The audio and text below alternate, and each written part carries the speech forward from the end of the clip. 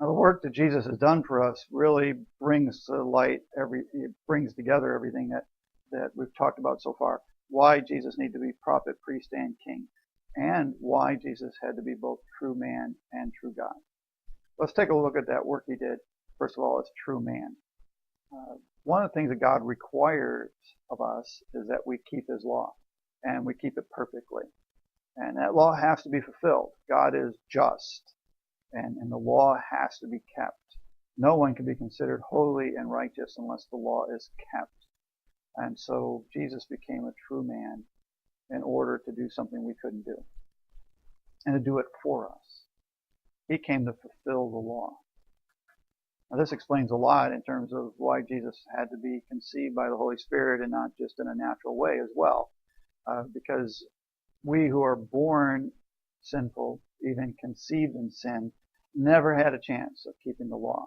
From the very instant we were created, we were sinful, and we were already lawbreakers. It's in our nature. It's in our spiritual DNA.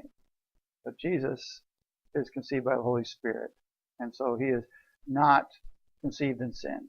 He does not have sin in his spiritual DNA. Instead, he has this perfect free will to either follow God's commands or break God's commands, just like Adam did. And so he has the opportunity that we don't have. He can fulfill the law, and he can do it for us. We call this Jesus' active obedience. He actively works to keep the law. He constantly is being tempted and drawn by temptation to sin. And he's continually fighting off those temptations. He actively works to keep the law for us. Now, his work as true man isn't just an active work, it also becomes a passive work.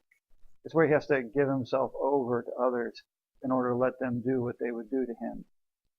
And that is beat him, mock him, and crucify him.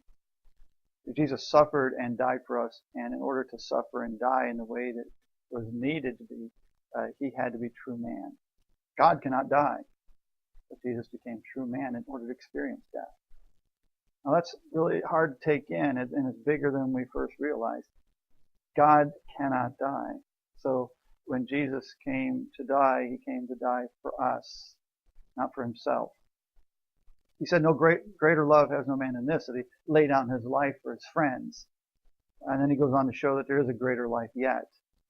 God demonstrates his love for us in this, that while we were still sinners, that is, his enemies, not his friends, while we were still sinners, Christ died for us.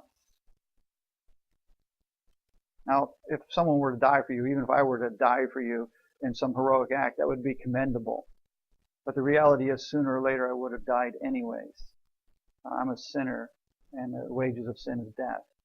No one can lay down his life for another and say, well, I would have never died except I did this act. Except for Jesus. Jesus never had to die. There was no death awaiting him, for he's holy and sinless and pure. But he chose to die so that we could live. He had to be true man in order to die. And so we call this as passive obedience. He gave himself over to death for us.